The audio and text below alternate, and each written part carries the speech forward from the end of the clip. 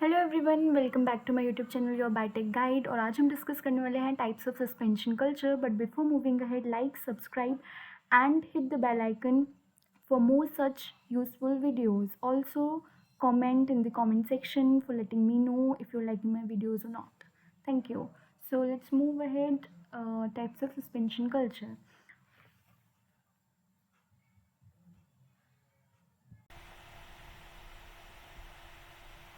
तो हमने लास्ट देखा था कि सस्पेंशन कल्चर क्या होता है कि हम कैलस को ग्रो कर रहे हैं, किसी भी एक्सप्लांट को ग्रो करा के, फिर उसके बाद में हम उसको मीडियम में, लिक्विड मीडियम में सस्पेंड कर रहे हैं. ठीक है, तो उसको हमने सस्पेंशन कल्चर कहा था. अब हम जो नेक्स्ट डिस्कस करने वाले थे वो ये था कि कौन कौन से टाइप्स हैं, टाइप्स ऑफ सस्पेंशन कल्चर को हम डिस्कस करने वाले थे, जिसमें से हमने दो मेजर टाइप्स को डिस्कस करा था, बैच कल्चर और कंटिन्यूस कल्चर को. तो बैच कल्चर क्या होता है और कंटिन्यूस कल्चर क्या होता है, कंटिन्यूस कल्चर के क्या क्या सब टाइप्स हैं, ये सब हमने डिस्कस करा था एक ओवरव्यू में.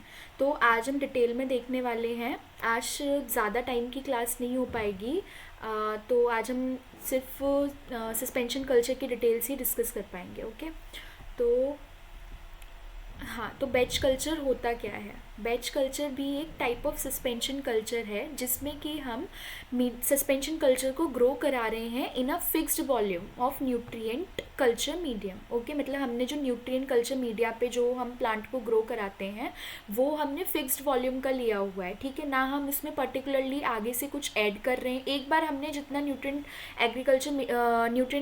कल्चर मीडियम जितना हमें लेना था उतना हमने ले लिया. ठीक है, उसके बाद में आगे, इससे आगे ना हम फर्दर कुछ ऐड करेंगे ना हम कुछ रिमूव करेंगे.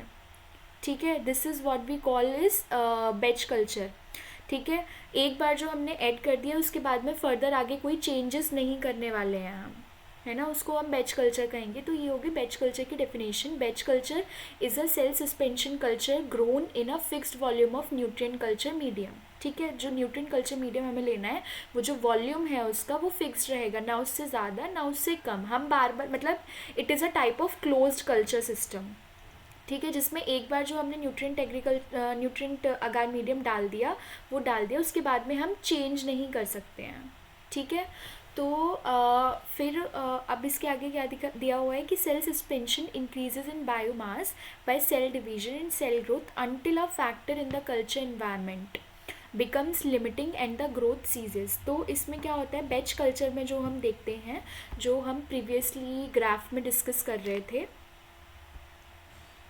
ये रहा ग्राफ. ठीक है, तो इस ग्राफ में हम डिस्कस कर रहे थे कि क्या होता है बेसिकली बैच कल्चर मीडियम, है ना. तो बैच कल्चर में हमने क्या डिस्कस करा था, सबसे फर्स्ट थिंग कि इसके अंदर क्या है. पहली बात तो सबसे first thing to be discuss is कि सेल नंबर के against time, cell number and time के अगेंस्ट हमने ग्राफ को ग्रो करा है. ठीक है, वाई एक्सिस पे हमने लिया है सेल नंबर और एक्स एक्सिस पे हमने लिया है टाइम.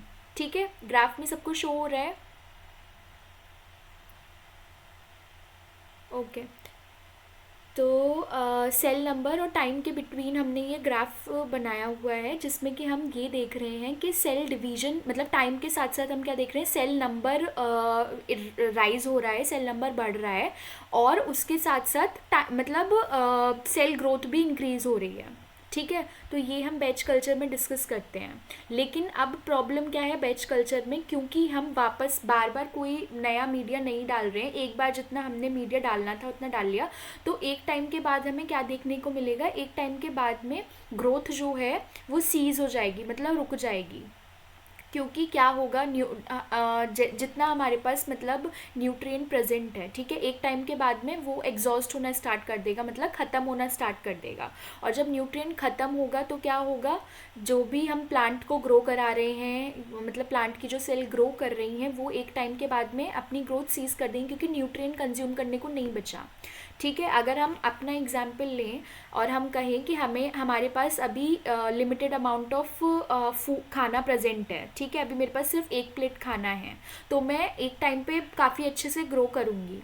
ठीक है, एक फेज़ आएगा जहाँ मेरे को सब कुछ सारे न्यूट्रिएंट्स मिल रहे होंगे उस प्लेट में, तो फिर मैं अच्छे से ग्रो करूँगी. लेकिन एक टाइम के बाद क्या होगा, जब वो प्लेट में से खाना ख़त्म हो जाएगा तब हमें क्या देखने को मिलेगा कि हमारी मतलब मेरी डेथ हो जाएगी। फिर अगर मुझे लंबे टाइम तक अब ऐसे ही खाना नहीं मिला, मुझे बिना खाने के गुजारना पड़ा, तो क्या होगा, सेल डेथ हो जाएगी, राइट।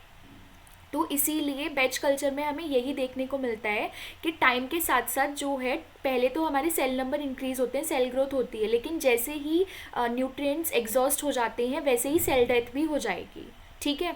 तो इसके डिफरेंट डिफरेंट फेजेस हैं, ओके।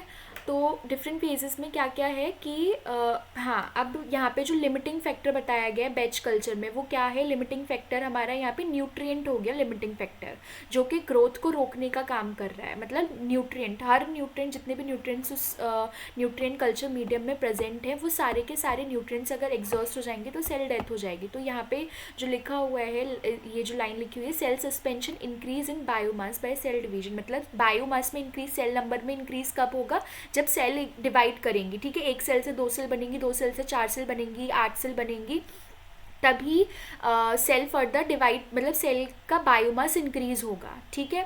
लेकिन until a factor in the culture environment, मतलब जब तक वो लिमिटिंग नहीं हो जाए, जो हमारे लिमिटिंग फैक्टर है न्यूट्रिएंट या हो गया और ऑक्सीजन अवेलेबिलिटी, ये दो हमारे लिमिटिंग फैक्टर्स हो गए, ठीक है। तो जब तक ये लिमिटेशन नहीं रीच करेगी, जब तक न्यूट्रिएंट्स ख़त्म नहीं हो जाएंगे, तब तक ग्रोथ सीज नहीं होगी, ठीक है। This is what we call a batch culture medium. अब इसमें क्या है कि हमें कुछ फेजेस देखने को मिलते हैं। जब सबसे पहला जो फेज़ होता है वो हमारा क्या है, लैग फेज़ है, ठीक है। तो लैग फेज़ में क्या हो रहा है, lag phase is characterised by a preparation of cells to divide. मतलब लैग फेज, अब यहाँ पे हाँ, पहले हम डायग्रामेटिकली डिस्कस कर लेते हैं इसको, फिर हम डेफिनेशन वाइज इसको डिस्कस करेंगे, ओके। तो फर्स्ट थिंग क्या हो रही है हमारी यहाँ पे, फर्स्ट थिंग इज़ कि सेल लैग फेज हमें देखने को मिल रहा है। लैग फेज में क्या होता है, सेल डिवाइड होती हैं, ठीक है, लेकिन मतलब बहुत स्लो रेट से डिवाइड होती हैं, ठीक है। मतलब मोर ऑफ, अगर हम कहें कि लैग फेज में सेल्स जो है एडजस्ट करती हैं अपने आप को, उनको एडजस्ट करना होता है कि वो नया इन्वायरमेंट, नया न्यूट्रिएंट उनको मिला है, तो उनको उस इन्वायरमेंट में क्या है, एडजस्ट करना है। तो सेल डिवीजन इस स्टेज पे लैग फेज में हमें बहुत कम देखने को मिलेगा, मतलब नहीं होता है, ठीक है। फिर उसके बाद में जैसे जैसे विद टाइम मतलब जब वो एडजस्ट हो जाती है, तो नेक्स्ट फेज़ जो आता है जिसको हम कहते हैं एक्सपोनेंशियल फेज़ या फिर लॉग फेज़, ठीक है। इस फेज़ में क्या होता है, सबसे ज़्यादा highest rate of cell division देखने को मिलता है, सबसे ज़्यादा सेल डिवाइड होती है इस फेज़ में, ठीक है। फिर उसके बाद में नेक्स्ट फेज़ जो आता है लीनियर या फिर लीनियर ग्रोथ फेज़ आता है, ठीक है, जिसमें हमें क्या देखने को मिलता है कि जो सेल डिवीजन है वो डिक्लाइन होना, धीरे धीरे डिक्लाइन होना स्टार्ट हो जाता है, ठीक है। मतलब स्लो हो जाएगा ग्रोथ जो है सेल की, वो स्लो हो जाएगी, ठीक है। मतलब सबसे, अगर आपसे क्वेश्चन में पूछा जाए कि सबसे हाईएस्ट ग्रोथ हमें किस फेज़ में देखने को मिलती है, लैग, लॉग और स्टेशनरी फेज़ या डेथ फेज़, तो फिर आप क्या रिस्पॉन्स करोगे। सबसे ज़्यादा जो ग्रोथ हमें highest rate of cell division देखने को मिलता है वो हमें देखने को मिलता है एक्सपोनेंशियल फेज़ में, ठीक है। उसके बाद में जब डिक्लाइन होना स्टार्ट कर देता है, वो कौन सा फेज़ होता है, हमारा लीनियर फेज़ होता है, जहाँ से सेल जो है बहुत स्लो डिवाइड होना स्टार्ट कर देती है, ठीक है। फिर नेक्स्ट फेज़ इज़ कि जिसमें जो हम कहते हैं स्टेशनरी फेज़। स्टेशनरी फेज़ में क्या है कि अब ना तो सेल अभी तक हम क्या कह रहे थे कि सेल ग्रोथ मतलब नंबर ऑफ सेल जो सेल डिवीजन हो रहा था वो डिक्रीज़ हुआ है, जस्ट एकदम स्टॉप नहीं हुआ है, राइट। लेकिन स्टेशनरी फेज़ में हम क्या बात कर रहे हैं कि अब ना तो सेल ग्रोथ होगी और ना ही सेल डेथ हो रही है, अभी मतलब कांस्टेंट नंबर है, कांस्टेंट साइज़ है, ठीक है।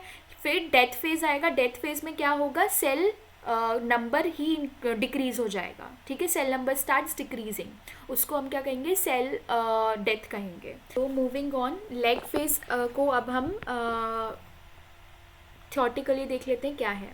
Theoretically lag phase is characterised by preparation of cells to divide, मतलब सेल स्टार्ट करती हैं अपने आप को प्रिपेयर करना, एडजस्ट करना उस नए माहौल में, ठीक है। फिर लॉग फेज आता है जिसको हम एक्सपोनेंशियल फेज कहते हैं, जहाँ पे सेल्स का सबसे ज़्यादा मल्टीप्लिकेशन होता है, मतलब सेल डिवीजन देखने को मिलेगा। सारी की सारी सेल्स किस फेज़ में होंगी, हमारे एम फेज़ में होंगी, माइटोटिक फेज़ में। अगर आपने सेल साइकिल पढ़ी है तो उसमें हमारे G1, G2, S phase, M phase होता है ना, तो वो सेल साइकिल की किस फेज़ में होंगी, एम फेज़ में होंगी सारी की सारी सेल्स, ठीक है। तो उसके बाद में नेक्स्ट, मतलब ज़्यादा से सारी की सारी नहीं कहेंगे, बट हाँ ज़्यादा से ज़्यादा सेल्स जो हैं उस टाइम पे एम फेज़ में होंगी, ठीक है। फिर उसके बाद में नेक्स्ट फेज़ आता है हमारा, तो हमारी लॉग फेज़ के बारे में क्या लिखा हुआ है, where the rate of cell multiplication is the highest, उसको हम क्या कहेंगे, लॉग फेज़ कहेंगे। लेग और लॉग के बीच में कंफ्यूज नहीं होना है। लेग फेज़ जहाँ पे सेल डिवीजन नहीं हो रहा है, मतलब जस्ट वो प्रिपरेटरी एनवायरनमेंट में एडजस्ट कर रही हैं। लॉग फेजेस जिसको हम एक्सपोनेंशियल फेज़ कहते हैं, ठीक है, जहाँ पे मल्टीप्लिकेशन हो रहा है। तो लेग और लॉग टर्म्स में डिफ्रेंशिएट करके रखना है, कंफ्यूज नहीं होना है। Next is linear phase. Linear phase में हमने क्या देखा ग्राफ में, कि represented by slowness in cell division, मतलब सेल जो है धीरे धीरे स्लो, अभी तक हाईएस्ट रेट ऑफ मल्टीप्लिकेशन हमें देखने को मिल रहा था, लेकिन धीरे धीरे क्या करती हैं, अपनी स्पीड को स्लो कर लेती हैं, मतलब धीरे धीरे डिवाइड होंगी, ठीक है। तो ये हो गया हमारा लीनियर फेज। नेक्स्ट हो गया fourth, declaration phase. Declaration phase में क्या होता है, characterise by the decrease in cell division, मतलब सेल जो है, सेल डिक्रीज हो रही हैं, मतलब अब सेल डिवीजन जितनी नंबर, मान लो स्टार्टिंग में 10 सेल्स थी जब हम बात कर रहे हैं, हमने जो इनिशियली डाली थी सेल्स, ठीक है, एक कल्चर मीडियम में, तो अब वो धीरे धीरे क्या हुआ, 10 से सबसे ज़्यादा 10 से 20 हो गई लॉग फेज में, राइट। अब वो 20 से 40 होगी आगे जाके होनी चाहिए, लेकिन अब क्या हो रहा है कि 20 से सिर्फ 10, मान लो 10 या 15 ही सेल्स आगे नेक्स्ट फेज में जा पाई हैं, मतलब अब क्या हो गया, लीनियर फेज। अब ग्रोथ स्लो हो गई है, टाइम बहुत ज़्यादा लग रहा है लीनियर फेज में, ठीक है। लेकिन डिक्लेरेशन फेज में क्या हो रहा है कि जो हमारी 20 सेल्स बन गई थी, अब 20 सेल्स से सिर्फ 15 सेल्स ही आगे जाके डिवाइड हो पा रही हैं, ठीक है, मतलब 5 सेल्स कम हो गई, है ना। स्टेशनरी फेज में अब क्या आएगा, स्टेशनरी फेज में stationary phase is represented by a constant number of cells in their size, मतलब अब ना तो सेल डिक्लाइन होगा सेल नंबर, ना ही सेल नंबर इंक्रीज होगा, और ना ही सेल साइज डिक्लाइन होगा, ना ही इंक्रीज होगा, ठीक है। उसको हम स्टेशनरी फेज कहते हैं, जहाँ पे अब एग्जॉस्ट होने वाला है हमारा सारा न्यूट्रिएंट, उस फेज में हम एंटर कर गए, तो वो हमारा स्टेशनरी फेज हो गया। तो आपको बेसिकली जो टर्म्स जो क्वेश्चंस में आएंगे वो यही आएगा कि ऐसा फेज बताइए कि जहाँ पे कांस्टेंट नंबर ऑफ सेल्स रहते हैं और साइज भी कांस्टेंट रहता है, ठीक है, तो आपको बताना होगा स्टेशनरी फेज है वो। अगर आपसे पूछा जाए कि जहाँ पे स्लो हो जाती है ग्रोथ, ठीक है, तो ऐसा फेज कौन सा है, तो आपको बताना होगा लीनियर फेज। मतलब टर्म्स आपको बहुत क्लियरली कंफ्यूज नहीं होना है किसी भी टर्म में, किसी भी लाइन में, ठीक है। स्पेसिफिकली आपको मार्क करके रखना है कि किस में क्या हो रहा है, डिफरेंस समझना है, ठीक है। फिर नेक्स्ट आ जाएगा स्टेशनरी फेज के बाद में सिक्स्थ जो आएगा वो हमारा डेथ फेज, जहाँ पे सेल जो है मर जाएंगी, ठीक है।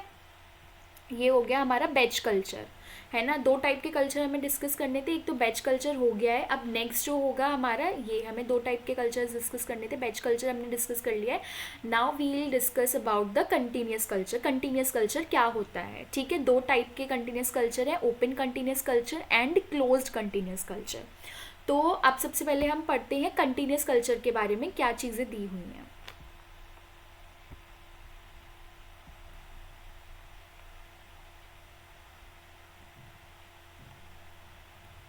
ठीक है, तो कंटिन्यूस कल्चर में अभी तक हमने बैच कल्चर में क्या पढ़ा कि हमने जितना न्यूट्रिएंट कल्चर प्रोवाइड कराना होता है हम एक बार में करा देते हैं, वो हमारा क्लोज्ड सिस्टम होता है, ठीक है, बैच कल्चर जो। लेकिन अब हम कंटिन्यूस कल्चर में क्या कर रहे हैं, ये हमारा क्लोज्ड नहीं है, इसमें हम मतलब इसमें सेल्स जो है, सेल डेथ नहीं होगी, सेल हमेशा हमें एक्सपोनेंशियल फेज में देखने को मिलेंगी। क्यों? क्योंकि इसमें हम क्या कर रहे हैं, जैसे जैसे एग्जॉस्ट हो रहा है हमारा न्यूट्रिएंट कल्चर मीडियम, हम वापस से उसमें उतना ही फ्रेश कल्चर मीडियम डाल रहे हैं, ठीक है। मतलब जैसे जैसे हमारा ख़त्म, ओके, डायग्रामेटिकली थोड़ा सा डिस्कस करते हैं इसको, ये चीज़, ठीक है। तो आपको इस डायग्राम में दिख रहा होगा, कंटिन्यूस कल्चर के डायग्राम में, कि क्या हो रहा है, जितना हम कंटिन्यूस हम डालते जा रहे हैं, मतलब कंटिन्यूस इनपुट देखने को मिलेगा हमें न्यूट्रिएंट्स का, ठीक है। तो अगर हम कंटिन्यूसली देते रहेंगे खाना, तो अगर हमें कंटिन्यूसली खाना मिलता रहे, अगर मेरे पास एक प्लेट है, वो जैसे ही खाली होने वाली हो फिर मेरे पास खाना आ जाए, और जैसे ही फिर नेक्स्ट प्लेट खाली होने वाली है फिर मेरे पास खाना आ जाए, तो क्या होगा, क्या होगा कि हमारा मतलब खाना न्यूट्रिएंट्स एग्जॉस्ट ही नहीं हो पा रहे हैं, ख़त्म ही नहीं हो पा रहे हैं, तो हम कंटिन्यूसली सर्वाइव ही करते रहेंगे, हम कंटिन्यूसली ग्रोथ फेज़ में ही बने रहेंगे। ठीक है, हमारा कभी भी डिक्लाइन फेज़ नहीं आएगा। ठीक है, तो ये होता है कंटिन्यूस कल्चर में कि कंटिन्यूसली हम देते जा रहे हैं, और जो हमारा वेस्ट बन रहा है, ठीक है, वो हम रिमूव भी करते जा रहे हैं। इसको हम कहते हैं कंटिन्यूस कल्चर सिस्टम। ठीक है, जितना हमें न्यूट्रिएंट की मतलब एग्जॉस्ट हो रहा है हम बार बार डाल रहे हैं बार बार, और जो वेस्ट हमारा बन रहा है हम उसको बार बार निकाल रहे हैं। ठीक है, उसको हम कंटिन्यूस कल्चर सिस्टम कहते हैं। ओके, तो अब यहाँ पे डेफिनेशन देख लेते हैं। कंटिन्यूस कल्चर में क्या होता है, there is a regular addition of fresh nutrient medium and draining out the used medium so that the culture volume is normally constant. तो कल्चर मतलब अगर स्टार्टिंग में हमने 50 ml लिया था मान लो कल्चर, तो हम वो जो वॉल्यूम है हमें 50 ml ही रखना है। ओके, तो हम वो 50 ml वॉल्यूम कांस्टेंट कैसे रखेंगे कि अगर वो 50 ml में से 5 ml अभी ख़त्म हो गया है, ठीक है, तो हम 5 ml वापस से बाहर से डाल देंगे, तो हमारा वॉल्यूम क्या रहेगा, कांस्टेंट रहेगा। ठीक है, इसको हम कंटिन्यूस कल्चर कह रहे हैं कि हम कांस्टेंट वॉल्यूम रख रहे हैं कल्चर का। ठीक है, अगर 10 ml कम हुआ तो हमने फिर से 10 ml डाल दिया, तो वापस का 50 बना रहेगा। अगर 20 ml कम हुआ है हमने वापस से 20 ml डाल दिया उसमें, तो कांस्टेंट वॉल्यूम मेंटेन रहेगा इस तरीके से। ठीक है, ख़त्म ही नहीं होने दे रहे हैं हम न्यूट्रिएंट को, तो उसको हम कहते हैं कंटिन्यूस कल्चर सिस्टम। तो these cultures are carried out in a specially design culture vessels. अब ये स्पेशली डिज़ाइन जो हमारे वेसल है, एक टाइप का मतलब बर्तन टाइप कह लो, कि एक टाइप का स्पेशल वेसल है जिसको हम बायोरिएक्टर्स कहते हैं। ठीक है, उनमें ये चीज़ें मतलब कंटिन्यूस कल्चर जो है वो सिर्फ उनमें चल सकता है, क्योंकि कंटिन्यूसली हमें ऐड करना है, तो हम किसी भी ऐसे मतलब कंटिन्यूसली ऐड करने के लिए हमें एक वेसल चाहिए होता है। वो वेसल क्यों चाहिए होता है, बायोरिएक्टर्स क्या होते हैं, कैसे होते हैं, ये सारी चीज़ें जब मैं माइक्रोबियल फर्मेंटेशन आपको पढ़ाऊँगी तब हम डिस्कस करेंगे। फॉर नाउ अभी सिर्फ आप ये समझिए कि एक बायोरिएक्टर होता है जिसके अंदर हम कंटिन्यूस कल्चर मेंटेन करते हैं या कंटिन्यूस कल्चर कर सकते हैं। ठीक है, तो अगर आप लोगों ने सुना होगा कि जो भी हम वाइन बना रहे हैं या फिर सिट्रिक एसिड बना रहे हैं या फिर बहुत सारी चीज़ें हैं जो हम बायोरिएक्टर्स को यूज़ करके, बहुत सारे सेकेंडरी मेटाबोलाइट्स हैं, बहुत सारी चीज़ें हैं जो हम प्रोड्यूस करते हैं। ठीक है, तो वो बायोरिएक्टर में ही हम कल्चर करते हैं। तो मोर ऑफ डिज़ाइन यही होता है जो मैंने आपको डायग्राम में यहाँ पे शो करा था, कुछ इस तरीके का ही शेप होता है जो हम देखते हैं। ठीक है, बायोरिएक्टर का बाकी की बहुत सारी चीज़ें बायोरिएक्टर के बारे में होती हैं जो हम फर्दर सेकेंडरी मेटाबोलाइट जब भी हम डिस्कस करेंगे तब हम ये सारी चीज़ें डिस्कस करेंगे। ओके, फॉर नाउ अभी आपको ये याद रखना है कि कंटिन्यूस कल्चर जो है बायोरिएक्टर्स में होता है। अब कंटिन्यूस कल्चर में नेक्स्ट चीज़ क्या है, continuous cultures are carried out under defined and controlled conditions cell. Okay, continuous culture are carried out under defined and controlled conditions, जैसे कि cell density, nutrients, oxygen, pH etcetera. तो हमें क्या करना पड़ता है, कंटिन्यूस कल्चर मेंटेन करने के लिए हमें मतलब स्पेसिफिक चीज़ें सारी की सारी चाहिए कि अगर हमने स्टार्टिंग में ऑक्सीजन का अमाउंट मान लो 50 ppm कर रखा है, ठीक है, तो फिर हमें थ्रू आउट द जब भी हम फ्रेश कल्चर उसमें इंट्रोड्यूस कर रहे हैं और थ्रू आउट द जब तक हमारा ये कल्चर हम चला रहे हैं तब तक हमें वो ऑक्सीजन का लेवल उतना ही रखना पड़ेगा। ठीक है, अगर पीएच हमारी 5 हमने रखी है, ठीक है, मतलब अगर उस कल्चर करने के लिए पीएच 5 की ज़रूरत है तो हमें थ्रू आउट द मीडियम 5 ही रखनी है, तो मतलब कंट्रोल्ड कंडीशन में कंटिन्यूस कल्चर किया जा सकता है। ठीक है, कंट्रोल्ड एनवायरनमेंट की ज़रूरत है, कंट्रोल्ड ह्यूमिडिटी होनी चाहिए, कंट्रोल्ड न्यूट्रिएंट्स होने चाहिए, कंट्रोल्ड सेल की डेंसिटी होनी चाहिए। ऐसा नहीं है कि हम सेल जो है कम हमने बायोरिएक्टर में सेल जो हम कल्चर कर रहे हैं वो हमारी कम है और अमाउंट ऑफ न्यूट्रिएंट काफ़ी ज़्यादा है।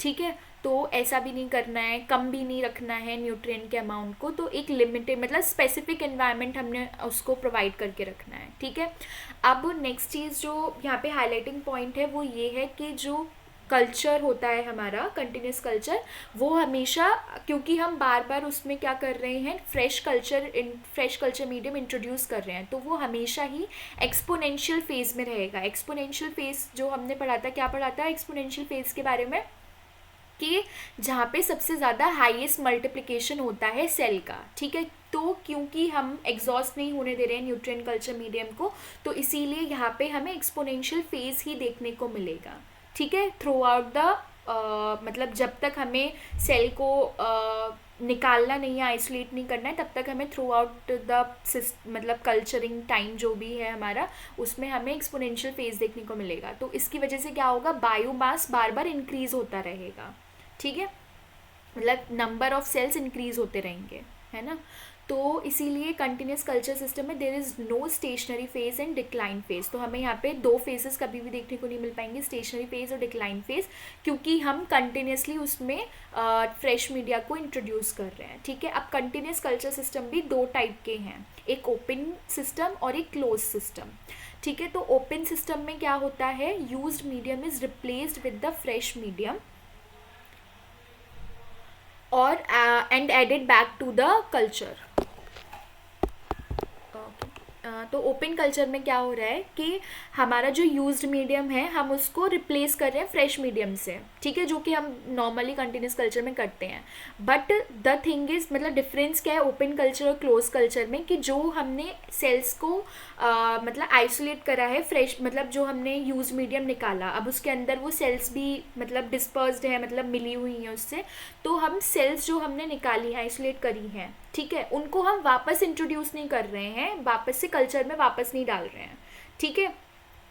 तो इस तरीके से ओपन कल्चर के बारे में हो गया। क्लोज्ड कल्चर में हम क्या कर रहे हैं, क्लोज्ड कल्चर में हम जब भी हम रिप्लेस कर रहे हैं फ्रेश मीडिया से यूज्ड मीडिया को, तो हमारी जो सेल्स आइसोलेट हुई, मतलब जो हमने यूज्ड मीडिया निकाला उसमें जो सेल्स पड़ी हुई हैं जो अभी मतलब अभी तक ग्रो हो गई थी या मतलब ग्रो कर ली थी, तो हम उनको क्या कर रहे हैं, वापस से जो हमारा फ्रेश मीडिया डाला है हम वापस से उसमें उन सेल्स को वापस से डाल दे रहे हैं, ठीक है, वापस से इंट्रोड्यूस कर रहे हैं।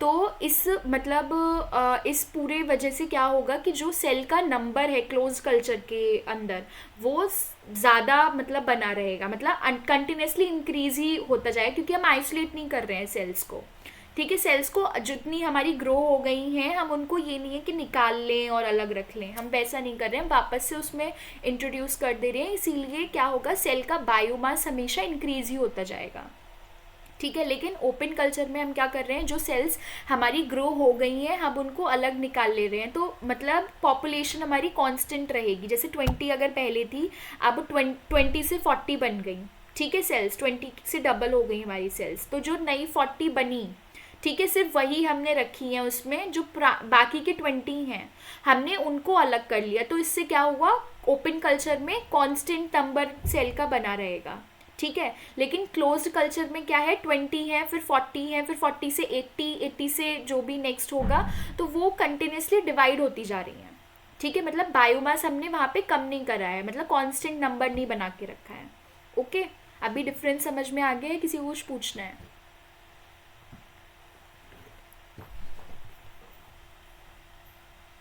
कुछ पूछना है तो प्लीज़,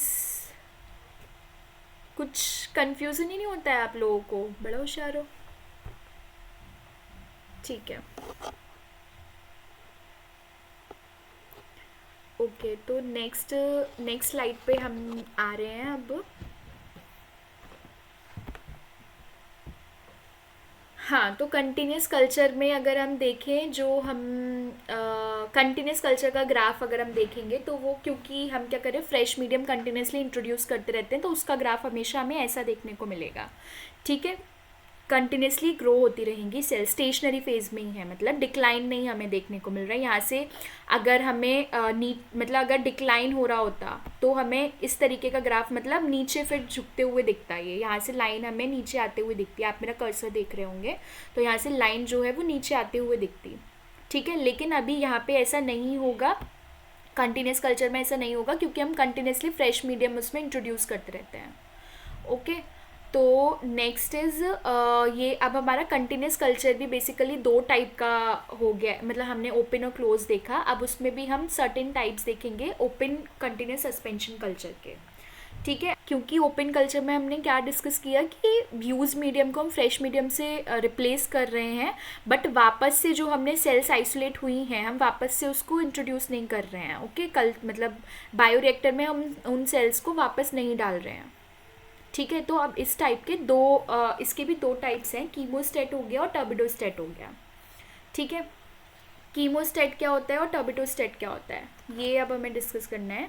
ये इसके दो टाइप हैं। तो कीमोस्टेट में बेसिकली होता क्या है, ये is a type of continuous culture system. ठीक है, तो इसमें होता क्या है कि सिंगल न्यूट्रिएंट जो भी हमने मीडियम लिया, अब मीडियम में जब हम अभी नेक्स्ट क्लास हमारी जो होगी वो इसी की होगी, प्लांट टिश्यू कल्चर का हम मीडिया पढ़ने वाले हैं। तो मीडिया में हम क्या क्या देखते हैं, बहुत सारी चीज़ें जो भी हमें खाने में क्या क्या चीज़ें मिलती हैं बेसिकली वही चीज़ें हमारे मीडिया में हम डालते हैं, जैसे कि हमारे वाइटामिन्स हो गए, मैक्रोन्यूट्रिएंट्स, माइक्रोन्यूट्रिएंट्स जैसे नाइट्रोजन, सल्फर, इन्हीं चीज़ों की हमारी बॉडी को ज़रूरत होती है ना, कार्बन, ऑक्सीजन, है ना, तो वो सारी चीज़ें हम मीडिया में प्रोवाइड कराते हैं। ठीक है, अब इनमें से कोई भी एक चीज़ आप कंट्रोल करने के लिए मतलब आप इसमें क्या करोगे, कीमोस्टेट वाले सिस्टम में क्या करोगे कि आप बाकी की सारे न्यूट्रिएंट्स जैसे कि लेट्स से ग्लूकोज को छोड़ के बाकी की जितनी भी चीज़ें आप उसमें इंट्रोड्यूस कर रहे हो, जो भी हमारे जितने भी न्यूट्रिएंट्स हो गए, बाकी के सारे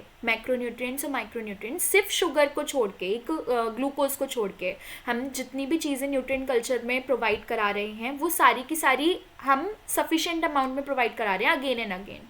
ठीक है, लेकिन हम किस चीज़ को कंट्रोल कर रहे हैं, किस चीज़ को लिमिटेड अमाउंट में डाल रहे हैं उस मीडिया में, वो हो गया हमारा ग्लूकोज। ठीक है, तो it can be glucose, it can be जो भी हम हमारे अकॉर्डिंगली कंट्रोल करने के लिए लिमिटेड रखना चाहें वो हम ले सकते हैं। जैसे हो सकता है मैं फॉस्फोरस ले लूँ, या फिर हो सकता है मैं सल्फर ले लूँ, या फिर मैं अमोनिया ले लूँ, कुछ भी। अगर मुझे अमाइनो एसिड्स की ग्रोथ मतलब अमाइनो एसिड्स को लिमिटेड रखना है तो मैं अमोनिया वगैरह या कुछ भी ऐसा ले सकती हूँ। ठीक है, तो इसमें कीमोस्टेट में क्या होगा, जो सिंगल न्यूट्रिएंट है वो कंट्रोल करेगा ग्रोथ रेट को माइक्रोब्स के। ठीक है, सिंगल न्यूट्रिएंट सिर्फ एक चीज़ है, जो एक फैक्टर है जो कंट्रोल करने के लिए रिस्पॉन्सिबल है, बाकी के सारे हम न्यूट्रिएंट्स जो हैं वो सफिशेंट अमाउंट में प्रोवाइड करा रहे हैं। ठीक है, ये हो गया हमारा कीमोस्टेट। टर्बिडोस्टेट में क्या हो गया, टर्बिडोस्टेट में हाँ, अब टर्बिडोस्टेट में जो है टर्बिडिटी जो है वो मेजरिंग फैक्टर है, मतलब वो अगर मतलब इसमें क्या करा जाता है, यहाँ पे न्यूट्रिएंट के बेसिस पे हम जज नहीं कर रहे हैं कि इसको फ्रेश कल्चर की ज़रूरत है अभी या नहीं है। हम यहाँ पे इसको किसके बेसिस पे जज कर रहे हैं, इसको टर्बिडिटी के बेसिस पे जज कर रहे हैं। ओके, तो यहाँ पे टर्बिडिटी के बेसिस पे हम कैसे जज कर रहे हैं कि हम इसको सर्टेन मतलब टर्बिडिटी तक हम इसको रख रहे हैं, जब तक ये बहुत ज़्यादा टर्बिड नहीं हो जा रही है, बहुत ज़्यादा स्वेल नहीं हो जा रही, तब तक हम नया फ्रेश कल्चर इसमें इंट्रोड्यूस नहीं करा रहे हैं। ठीक है, तो ये हो गया हमारा टर्बिडोस्टेट में के बारे में। तो बेसिकली कीमोस्टेट और टर्बिडोस्टेट में क्या हो रहा है कि हम ये जज करने के लिए कि हमें कब फ्रेश कल्चर उसमें डालना है, तो हमने कुछ पैरामीटर्स लिए हुए हैं। जैसे कीमोस्टेट में जो हमने जज करने के लिए पैरामीटर लिया हुआ है वो एक सिंगल न्यूट्रिएंट लिया हुआ है, और टर्बिडोस्टेट में जो हमने जज करने के लिए पैरामीटर लिया हुआ है वो लिया है टर्बिडिटी। ठीक है, तो हम डेंसिटी को मेज़र करेंगे टर्बिडोस्टेट में कि कितनी डेंसिटी बढ़ गई है अब सेल्स की। ठीक है, जैसे जैसे बढ़ती जा रही है उस बेसिस पे हम फिर फ्रेश कल्चर उसमें इंट्रोड्यूस कराते जाएंगे। ठीक है, इसके बारे में बहुत ज़्यादा डीप आपको सोचने की अभी ज़रूरत नहीं है, जस्ट आपको डेफिनेशन के बेसिस पे आप बस ध्यान रखिए कि किस में हम क्या कर रहे हैं। ठीक है, तो कीमोस्टेट की केमिकल को हम किसी कंट्रोल कर रहे हैं। ठीक है, टर्बिडोस्टेट मतलब टर्बिडिटी को, ओके, टर्बिडिटी के बेसिस पे। तो टर्बिडोस्टेट में क्या लिखा हुआ है, cells are allowed to grow up to a certain turbidity. ठीक है, मतलब on the basis of optical density, turbidity मतलब डेंसिटी के बेसिस पे।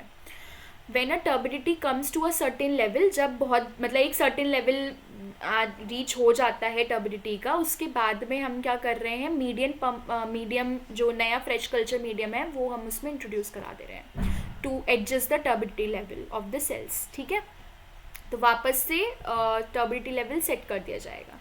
ठीक है, तो ये हो गया हमारा open continuous suspension culture system के बारे में। अभी तक आपको कोई कन्फ्यूजन है तो पूछ लो। किसी को कोई कन्फ्यूजन नहीं है? ओके, तो ये हमारा ग्राफ शो किया मैंने, दिखाया आपको कि बैच कल्चर का ग्राफ कैसा होगा, ओपन कंटिन्यूस कल्चर का ग्राफ कैसा होगा और क्लोज्ड कंटिन्यूस सिस्टम का ग्राफ कैसा होगा।